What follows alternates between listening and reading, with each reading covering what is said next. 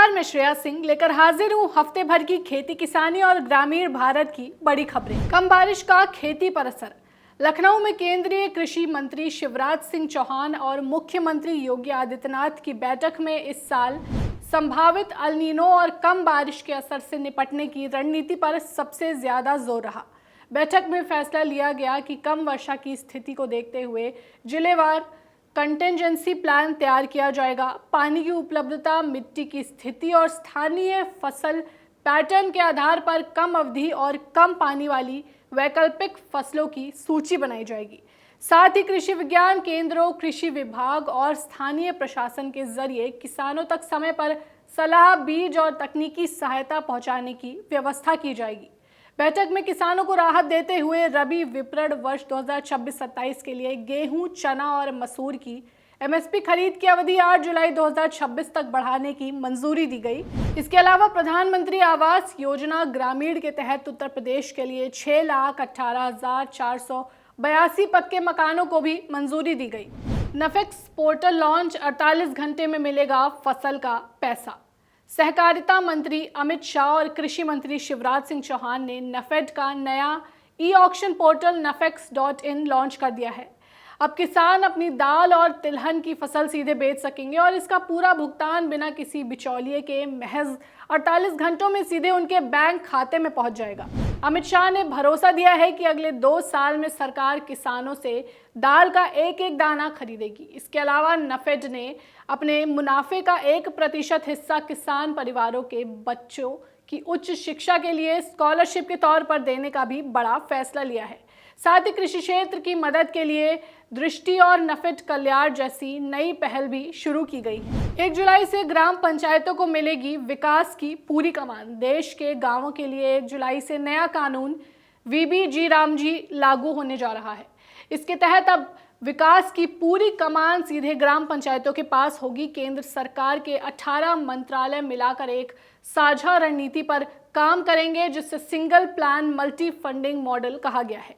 अब ग्राम पंचायतें खुद अपनी ज़रूरतों के हिसाब से विकास का खाका तैयार करेंगी, जिसमें जल सुरक्षा, सड़कें और रोजगार जैसे 318 तरह के कामों को शामिल किया गया है। ग्राम सभा से पास होने के बाद इन योजनाओं को सीधे अलग अलग मंत्रालयों से फंड और तकनीकी मदद मिलेगी।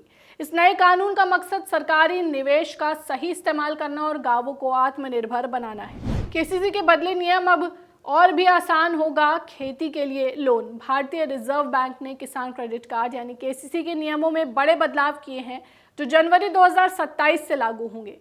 नए नियमों के तहत अब लोन चुकाने के लिए फसल सीजन की समय सीमा तय कर दी गई है। अल्पकालिक फसलों के लिए 12 महीने और लंबी अवधि की फसलों के लिए 18 महीने की अवधि मिलेगी। खास बात यह है कि समय पर भुगतान करने वाले किसानों को अब भी मात्र 4% ब्याज पर ही कर्ज मिलेगा। सरकार पहले ही फसल और मछली पालन जैसे कामों के लिए लोन की सीमा बढ़ाकर 5 लाख रुपए कर चुकी है। अब बटाईदार और किराएदार किसान भी इस योजना का फायदा उठा सकेंगे, जिससे कर्ज लेने और चुकाने की पूरी प्रक्रिया और भी पारदर्शी हो जाएगी। प्याज के भाव में जबरदस्त उछाल, कई राज्यों में रेट सुधरे।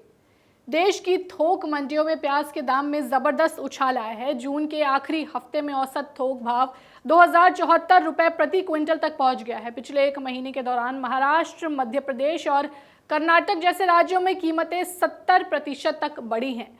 साप्ताहिक आधार पर महाराष्ट्र में सबसे ज्यादा 24% की तेजी दर्ज हुई है। लंबे समय बाद भाव सुधरने से प्याज उत्पादक किसानों को बड़ी राहत मिली है। गोबर और ऊर्जा से बनी छत रखेगी पशुओं को ठंडा। बरेली की IVRI संस्थान ने पशुओं को चिलचिलाती गर्मी से बचाने के लिए एक अनोखी तकनीक विकसित की है।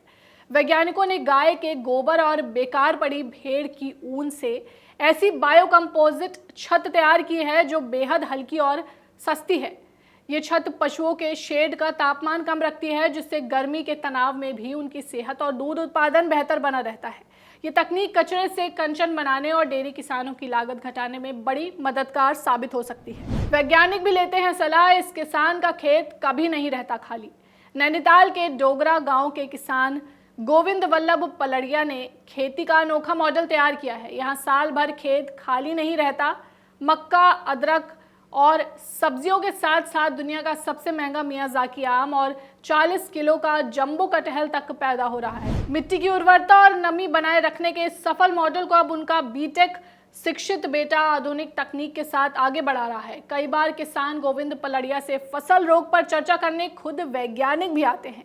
इस मॉडल के बारे में अधिक जानकारी के लिए डिस्क्रिप्शन बॉक्स में दिए गए लिंक पर क्लिक करें। चलिए अब बात मौसम के हाल पर।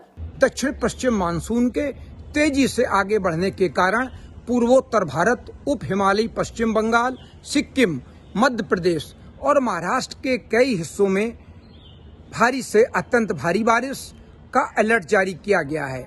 इसी के साथ उत्तर पश्चिम और मध्य भारत के लगभग 22 राज्यों में 40 से 70 किलोमीटर के रफ्तार से तेज हवाएं चलने और गरज चमक के साथ आंधी बारिश की चेतावनी दी गई है। पूर्वी उत्तर प्रदेश के कुछ हिस्सों में अभी भी हीट वेव की स्थिति बनी रह सकती है। आइए कृषि एक्सपर्ट से भी जान लेते हैं इस मौसम में किसान फसलों को लेकर क्या सावधानियां बरतें। सबसे पहले तो जिन लोगों ने ढैंचा और सनई अपने खेतों में गेहूं की कटाई के बाद लगाया था, तो उनको 45 से 50 दिन की जैसी फसल तैयार हो गई हो तो उसको पलट दें।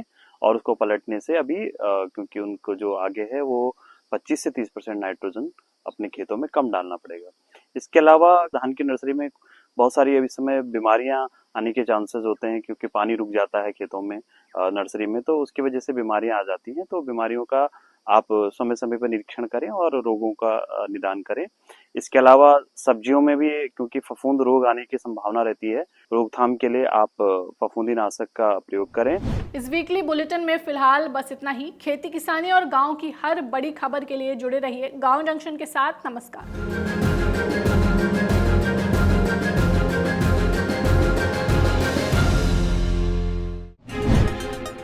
गांव जंक्शन को सभी सोशल मीडिया प्लेटफॉर्म्स पर फॉलो करें।